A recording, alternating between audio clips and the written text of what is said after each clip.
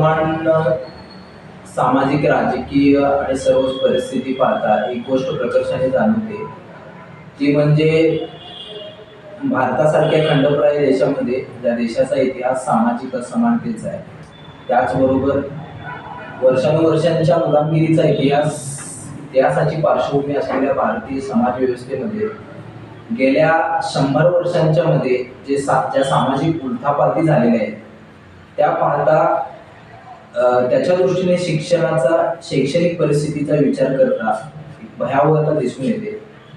ती म्हणजे 18व्या शतकामध्ये क्रांतिबा महात्मा ज्योतिबा फुलेंनी सुरुवात सामाजिक परिवर्तनाच्या माध्यमातून महात्मा फुलेंनी इथल्या सामाजिक विषमतेचं मूळ सांगितलं, ते म्हणजे अज्ञान. आणि वर्षानुवर्षांपासून शिक्षण, सत्ता, संपत्ती आणि प्रतिष्ठा यांपासून वंचित असलेल्या बहुजन समाजाला जर का मुक्तीचा मार्ग जर का दाखवायचा असेल तर त्याचं एकमेव औषध महात्मा फुलेंनी सांगितलं, ते म्हणजे शिक्षण. आणि महात्मा फुलेंनी फक्त सांगितलंच नाही, तर त्यांनी या गोष्टीवर कन्स्ट्रक्टिव्हली काम करायला सुरुवात केली. आणि त्या माध्यमातून त्यांनी सर्वात पहिल्यांदा समाजातल्या सर्वात शोषित घटकाला, म्हणजे इथले बहुजन असतील आणि इथल्या महिलांच्या शिक्षणाच्या महत्त्वाच्या कळीच्या मुद्द्याला हात घातला. आणि त्या माध्यमातून महात्मा फुलेंनी मुलींची पहिली शाळा सुरू केली. त्या माध्यमातून बहुजनांच्यासाठी सुद्धा शिक्षणाची द्वारे खुले करण्याचं काम महात्मा ज्योतिबा फुलेंनी केलं. आणि पुढे हाच महात्मा फुलेंचा वसा घेऊन सयाजीराव गायकवाड असतील, त्याचबरोबर राजर्षी शाहू महाराज असतील, आणि त्यांच्याच पुढे जाऊन डॉक्टर बाबासाहेब आंबेडकरांनी शिक्षणाच्या माध्यमातून सामाजिक परिवर्तनाची आणि सोशल ट्रान्सफॉर्मेशनची सुरुवात बाबासाहेबांनी केली. आणि सुरुवातीच्या माणगाव परिषदेचा उल्लेख करणं या ठिकाणी मला महत्त्वाचं वाटतं की 1920 साली माणगाव येथे झालेल्या परिषदेमध्ये बाबासाहेबांचं जे भाषण आहे, त्या भाषणामध्ये बाबासाहेबांनी त्यांच्या आंदोलनाचा सुरुवातीचा फेज हा दलितांच्या मध्ये आणि शोषितांच्या मध्ये स्वाभिमान जागा करण्याचं काम, आणि ते स्वाभिमान जागा करण्याचं काम बाबासाहेबांनी त्याला शिक्षण हे माध्यम बनवलं या त्यांच्या ध्येयासाठी. आणि त्या माध्यमातून त्यांनी शिक्षणाच्या माध्यमातून आपण समाज कसा ट्रान्सफॉर्म करू शकतो हे बाबासाहेबांनी सांगितलं. आणि त्याचीच फलनिष्पत्ती आपल्याला दिसून येते की बाबासाहेबांनी स्थापन केलेल्या बहिष्कृत हितकारणी सभेच्या माध्यमातून वेगवेगळ्या ठिकाणी बाबासाहेबांनी महाराष्ट्राच्या कानाकोपऱ्यामध्ये वसतिगृह उभारले. त्या वसतिगृहांच्या माध्यमातून शोषित वंचित घटकातील आणि महिलांना सुद्धा शिक्षणाची द्वारे खुले करण्याचं काम बाबासाहेबांनी केलं. आणि फुले शाहू आंबेडकरी चळवळीचा एकंदरीत सर्व इतिहास हा शिक्षणाच्या माध्यमातून समाज परिवर्तन, समाज प्रबोधन करण्याचा राहिलेला आहे. पुढे जाऊन ज्यावेळेला भारतीय संविधानाच्या निर्मितीचा काळ आला, ज्यावेळेला सायमन कमिशनच्या माध्यमातून गव्हर्नमेंट ऑफ इंडिया 1935चा ऍक्ट झाला, त्या ऍक्टमध्ये सुद्धा समाजातील शोषित वंचित प्रवर्गातील घटकांसाठी शिक्षणाच्या सोयी सुविधा, त्याचबरोबर वेलफेअर स्टेट नावाची संकल्पना त्यामध्ये अंतर्भूत करून त्या अंतर्गत वंचितांच्या शिक्षणावर भर देण्याचं काम इथल्या सामाजिक चळवळीने केलं. पुढे जाऊन भारतीय संविधानाच्या माध्यमातून बाबासाहेबांनी आर्टिकल 21च्या अंतर्गत शिक्षण हा मूलभूत अधिकार बनवला. त्याचबरोबर बाबासाहेब त्याच्या पुढे जाऊन असं सांगतात की जातीयतेच्या समस्येमधून जर का भारताला उभं राहायचं असेल तर त्याचा एकमेव मार्ग आहे, तो म्हणजे शिक्षण, आणि ते शिक्षण सर्वांसाठी खुलं असलं पाहिजे. तर ही सगळी पार्श्वभूमी बघता आताच्या वर्तमान स्थितीमध्ये ज्यावेळेला आपण शिक्षणाचा विचार करतोय त्यावेळेला एक मोठी भयावहता दिसते. मी याआधीच सुरुवातीला उल्लेख केला, ती की भारतीय संविधानाने ज्या प्रकारच्या समाज व्यवस्थेचं स्वप्न पाहिलं, ज्या प्रकारच्या सोसायटीचं स्वप्न पाहिलं, ज्या प्रकारच्या भारताचं स्वप्न पाहिलेलं आहे भारतीय संविधानाने, त्या स्वप्नाला कुठेतरी तडा जाताना दिसतोय. कारण शिक्षणाचं मोठ्या प्रमाणात खाजगीकरण करण्याचा घाट इथल्या वर्चस्ववादी विचारधारेने घातलेला आहे. त्या वर्चस्ववादी विचारधारा तिथल्या धर्मवादी विचारधारा असतील, त्याचबरोबर तिथल्या कन्झर्वेटिव्ह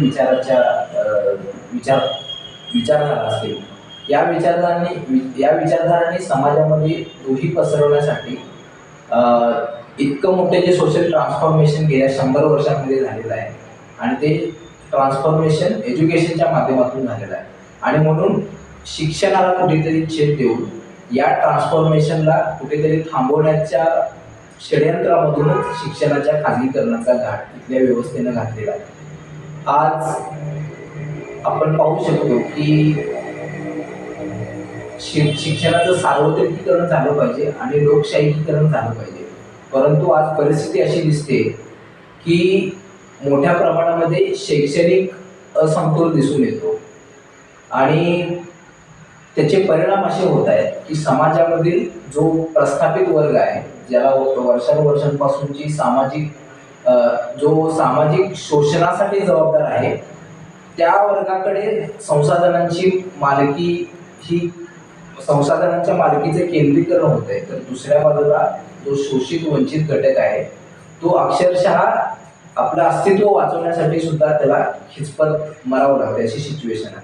आज खेडोपाड्यात जर का आपण अवस्था बघितली तर बेरोजगारीचा प्रश्न आहे आणि मी म्हणतोय की बेरोजगारीचा प्रश्न हा दर्जेदार शिक्षणाच्या प्रश्नाशी निगडीत आहे. कारण दर्जेदार शिक्षण नसेल तर तुमच्या इथल्या युवकांच्या मध्ये एम्प्लॉयबिलिटी आपण वाढवू नाही शकत.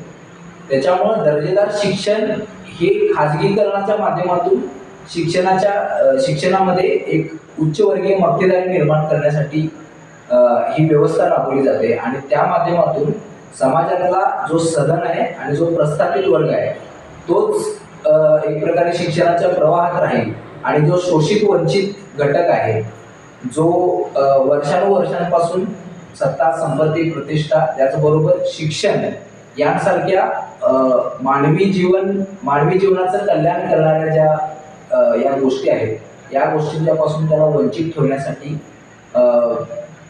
या प्रकारच्या रचनेचा वापर केला जातोय आणि हे खूप घातक आहे. मध्यंतरीच्या गेल्या अनेक रिसर्चमधून हे स्पष्ट झालेलं आहे की अनुसूचित जाती, जमाती आणि ओबीसी प्रवर्गातील विद्यार्थ्यांच्या उच्च शैक्षणिक संस्थांमध्ये त्यांच्या होणाऱ्या आत्महत्या या सुद्धा याच व्यवस्थेचा भाग आहे. 2015चं रोहित वेमुलाचं प्रकरण असेल, त्याचबरोबर पायल तडवीचं प्रकरण असेल, यानंतर अलीकडे मुंबईतल्या IIT मधील चांगला आपला स्कॉलर विद्यार्थी गुजरातचा दर्शन सोलंकीची आत्महत्या असेल. म्हणजे एकीकडे बहुजन समाजातील मुलं शिक्षणाकडे आता कुठेतरी येत आहेत आणि सध्या अवस्था अशी झालेली आहे की स्थानिक पातळीवर इतकं खाजगीकरण मोठ्या प्रमाणात झालेलं आहे की या विद्यार्थ्यांना त्या प्रीमियर इन्स्टिट्यूशन्समध्ये ॲडमिशन घेणं सुद्धा मुश्किल झालेलं आहे. आणि अशा परिस्थितीमध्ये केवळ सरकारी शिक्षण संस्था याच एकमेव शोषित वंचित घटकातील विद्यार्थ्यांच्यासाठी आशेचा एकमेव किरण आहे. आणि त्याच संस्थांचं एकीकडं शासन खाजगीकरण करते आणि त्या माध्यमातून शोषित वंचित घटकातील विद्यार्थ्यांची आणि पर्यायाने समाजाची सामाजिक मुक्तीची दारं बंद करण्याचं काम इथली व्यवस्था करते. आणि याचे परिणाम म्हणून आपण बघू शकतो की मराठा रिझर्वेशनसाठी मराठा समाज आज रस्त्यावर उतरलेला आहे. त्यानंतर अनेक इतर घटक देशाच्या कानाकोपऱ्यामध्ये असतील किंवा राज्याच्या कानाकोपऱ्यामध्ये असतील, आरक्षणाच्या मागणीसाठी ते रस्त्यावर उतरत आहेत. पण वस्तुस्थिती अशी आहे की शासनाने आरक्षणाच्या या धोरणाचं लोकशाहीकरण करण्याच्या आधीच शिक्षणाच्या खाजगीकरणाच्या माध्यमातून तिथल्या सोशल ट्रान्सफॉर्मेशनचा आणि एक प्रकारे सोशल इक्वॅलिटी निर्माण करण्यासाठी शिक्षणाचं जे महत्त्व आहे त्या महत्त्वाला आधीच इथल्या व्यवस्थेनं सुरुंग लावलेलं आहे. आज आपण बघू शकतो की शोषित वंचित घटकातील विद्यार्थ्यांचं शिक्षणातलं प्रमाण, आपली ही पहिली जनरेशन आहे. माझं उदाहरण द्यायचं झालं तर माझ्या जनरेशनमधील हायर एज्युकेशन घेणारा मी पहिला, माझ्या पिढीतला मी पहिला विद्यार्थी आहे.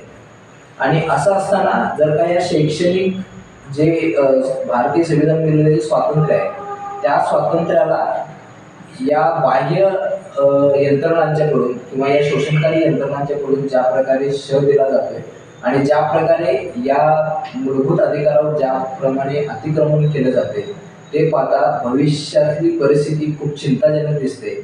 आणि याच्यावर पर्याय म्हणून मी असं म्हणेन की इथल्या बहुजनवादी चळवळींनी, इथल्या सामाजिक राजकीय पक्षांनी सुद्धा भविष्यामध्ये शिक्षणाचं लोकशाहीकरण कसं होईल, त्याचबरोबर शिक्षण समाजातल्या प्रत्येक घटकाला ॲक्सेसिबल कसं होईल, याच्यावर धोरणात्मकपणे काम करणं गरजेचं आहे. आणि ते जर का आपण करत असू तरच आपण इथल्या जी डिस्क्रिमिनेटरी सिस्टीम आहे, जी शोषणकारी व्यवस्था आहे, त्या व्यवस्थेला आपण रोखू शकतो आणि आपण समाजाचं खऱ्या अर्थानं आपण ट्रान्सफॉर्मेशन करू शकतो. अनेक विद्यार्थी आज अगदी प्रोग्रेसिव्ह किंवा प्रस्थापित समाजातले विद्यार्थी सुद्धा आज आरक्षणाची मागणी करत आहेत आणि शिक्षणामध्ये ते प्रतिनिधित्वाची मागणी करत आहेत. तर ही प्रचंड निराशाजनक बाब आहे. कारण एकीकडं शिक्षणाचं सोशलायझेशन झालं पाहिजे आणि त्या माध्यमातून प्रत्येक घटकापर्यंत शिक्षण पोहोचलं पाहिजे.